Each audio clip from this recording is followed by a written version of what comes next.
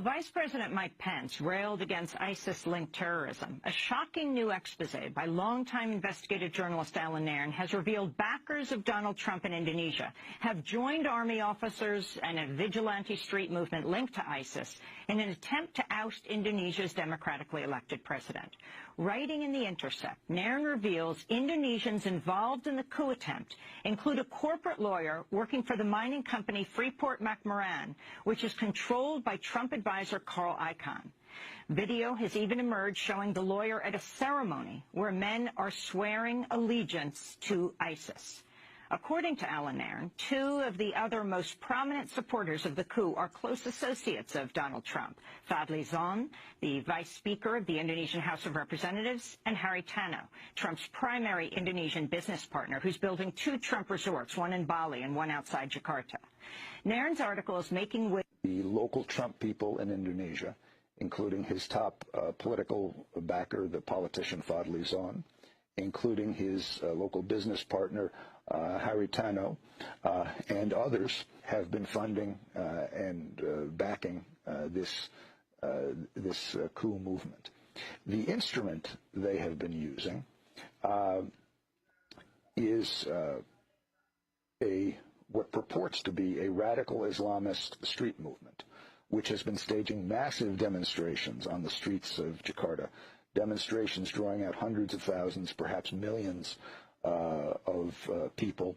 And their hook is what they claimed to be a religious issue, where they're attacking and demanding the death by hanging of the incumbent governor of Jakarta, who happens to be an ethnic Chinese Christian who is currently standing trial for insulting religion, for insulting Islam. Is the number 2 person in the Indonesian Congress. And they tried to censure him for appearing with Donald Trump on the grounds that it was unethical. And as the Imam had pointed out, the thing that Trump is famous for in U.S. politics is being a racist and being anti-Islam. And this was especially sharp and ironic because Prabowo and Fadli Zon have used as their main political tactic attacking any of their opponents on the grounds that their opponents are, 1, anti-Islam, not as Islamic as they are, and 2, tools of foreigners.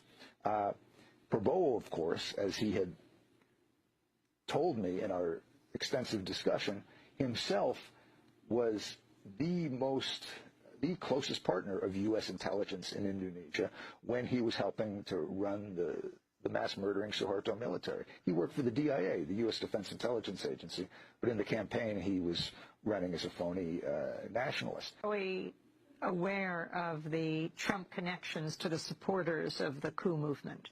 That's a good question. I don't know. I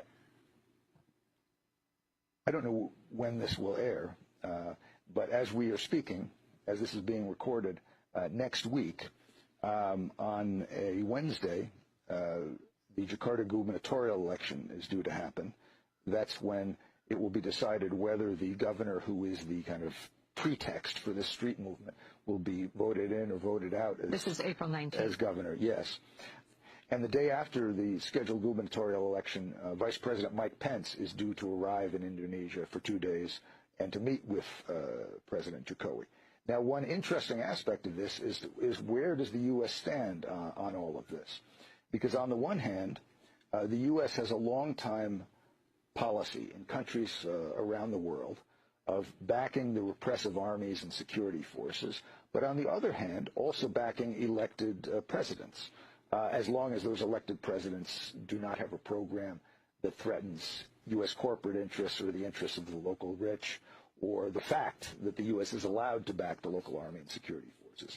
Barring that, the U.S. is all for local elected presidents.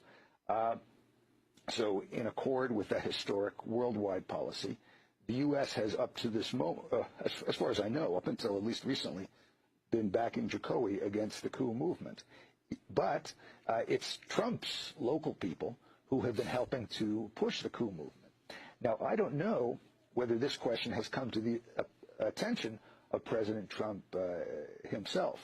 It could come to his attention through his business partner, Harry Tano, through his main Indonesian political partner, Fadli Zon, through his other business partner, Setya Novanto, who's a famously corrupt politician, or it could come to his attention through Carl Icahn, who is close to Trump, is his deregulation advisor from the White House, and who is the controlling shareholder of Freeport McMoran, the oil and the mining giant of copper and gold, which has been ravaging West Papua, taking their gold and copper, but which, and this is quite significant, recently has been under challenge from the Jokowi government. For years, Freeport McMoran has had a free ride in Indonesia.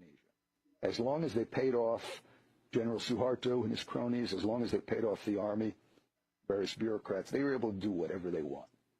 They were able to just strip the mountains of West Papua, turn the rivers indescribable primary colors from their pollution, knock off their dissident workers when necessary. They were able to do anything.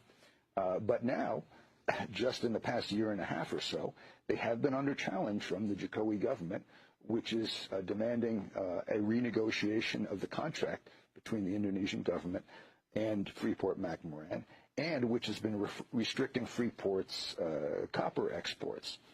So this is creating a problem for Icahn, a serious economic problem for Carl Icahn. As this conflict between the Jokowi government and Icahn's Freeport has been going on, the local lawyer for Icahn's Freeport has been helping to lead the coup movement to oust Jokowi. Now, I don't know how much Trump knows about this, but I know there's some question among some officials in Indonesia as to, in the end, which side will the U.S. come down on. Will it continue the traditional U.S. policy of wanting to keep an elected president in for kind of stability purposes and front purposes, or might it align with Trump's personal and business connections on the other side who are backing the coup? Investigative journalist Alan Nairn will link to his piece at The Intercept. Tune in tomorrow for our coverage of the March for Science in Washington. And on Sunday, I'll be speaking at Princeton University. Special thanks to Sam Alcoff.